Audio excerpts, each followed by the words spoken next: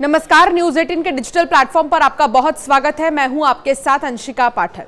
America ने Baloch liberation army और उसके सहयोगी संगठन मजीद ब्रिगेड को विदेशी आतंकी संगठन घोषित किया है। अमेरिकी विदेश मंत्री मार्को रूबियो ने सोमवार देर रात इसकी जानकारी दी। मार्को रूबियो ने बयान में लिखा, बीएलए ने 2024 में कराची एयरपोर्ट के पास और ग्वादर पोर्ट अथॉरिटी कॉम्प्लेक्स में आत्मघाती हमलों की जिम्मेदारी ली थी। मार्च 2025 में जाफर एक्सप्रेस ट्रेन को हाईजैक करने की भी जिम्मेदारी ली थी, जिसमें 31 नागरिक और सुरक्षाकर्मी मारे गए थे। 300 से भी ज्यादा यात्रियों को बंधक बनाया गया था। अमेरिकी विदेश मंत्रालय की ओर से जारी नोटिफिकेशन में बताया गया है कि बीएलए पर कार्रवाई इमिग्रेशन एंड नेशनलिटी एक्ट की धारा 219 और एग्जीक्यूटिव ऑर्डर 13,224 के तहत जो है की गई है। अमेरिका की ओर से यह ऐलान ऐसे समय में हुआ है जब Pakistani army chief Asim Munir America के दौरे पर हैं। पाकिस्तानी अखबार डॉन की रिपोर्ट के मुताबिक मुनीर एक बार फिर से अमेरिका पहुंचे हैं। मुनीर की ये 1.5 महीने में दूसरी अमेरिकी यात्रा है। बलूच लिबरेशन आर्मी एक संगठन है जो पाकिस्तान के बलूचिस्तान प्रांत की स्वतंत्रता के लिए लड़ रहा है। इसकी स्थापना 2000 के दशक की शुरुआत में ही हुई और इससे पहले भी कई देशों द्वारा आतंकी संगठन घोषित किया गया। एफटीओ लिस्ट में डालने के 2 बड़े मायने हैं। पहला, संगठन अमेरिका के लिए खतरा है। एफटीओ लिस्ट अमेरिका का एक कानूनी टूल है जिसे अमेरिकी विदेश विभाग तैयार करता है। इस लिस्ट में उन आतंकी संगठनों को डाला जाता है जो अमेरिका की राष्ट्रीय सुरक्षा, विदेश नीति या नागरिकों के लिए खतरा माने जाते हैं। मदद करने पर कानूनी कार्रवाई। दूसरा मायना यह है, लिस्ट में शामिल व्यक्ति या संस्था को अगर कोई पैसे, हथियार या अन्य मदद देता है तो यह गैर कानूनी माना जाता है, उसके खिलाफ कानूनी कार्रवाई की जाती है। बता दें कि बलूच लिबरेशन आर्मी को आतंकवादी संगठन घोषित करना पाकिस्तान के लिए फायदेमंद है। अमेरिका के बीएलए और मजीद ब्रिगेड को आतंकवादी संगठन घोषित करने की घोषणा को पाकिस्तान अपनी कूटनीतिक जीत के रूप में लेगा।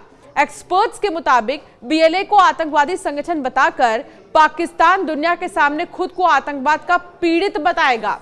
पाकिस्तान ये साबित करने की कोशिश करेगा कि वो अपराधी नहीं है, ना ही आतंकवाद को किसी तरह की सहायता देता है। ये कदम पाकिस्तानी सेना को समूह का मुकाबला करने में भी मददगार कर सकता है। इतना ही नहीं, अब तक पाकिस्तान को अपने आतंकवाद रोधी प्रयासों में ज्यादा सफलता नहीं मिली है। बलूचिस्तान की आजादी के लिए लड़ रहा बीएलए दावा कर रहा है कि बलूचिस्तान के प्राकृतिक संसाधनों का शोषण हो रहा है और बलूच लोगों के अधिकार छीन लिए गए हैं। यह संगठन पाकिस्तानी सेना, सरकार और चीनी प्रोजेक्ट्स जैसे सीपीईसी को निशाना बनाता रहा है।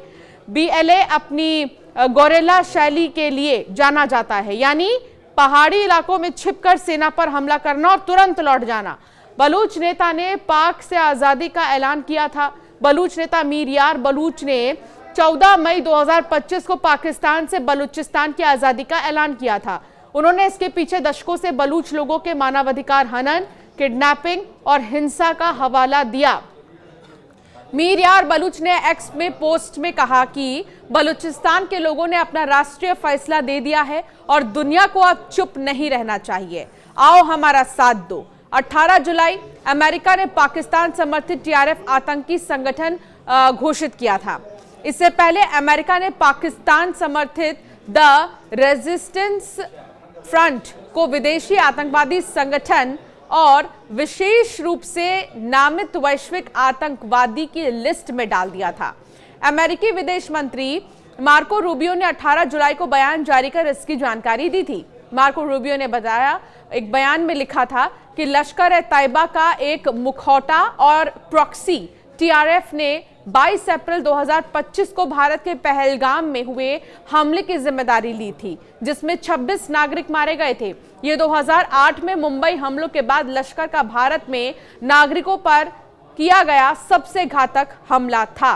और अब बलूच लिबरेशन आर्मी को भी अमेरिका ने जो है आतंकवादी संगठन घोषित कर दिया है और ऐसे में अब ये पाकिस्तान अपने फायदे के रूप में देख रहा है। लेकिन अब भीतर ही भीतर पाकिस्तान में इस चीज़ को लेकर क्या होता है ये तो देखने वाली बात होगी। आपका क्या मानना है इस पर हमें ज़रूर कमेंट कर बताएं।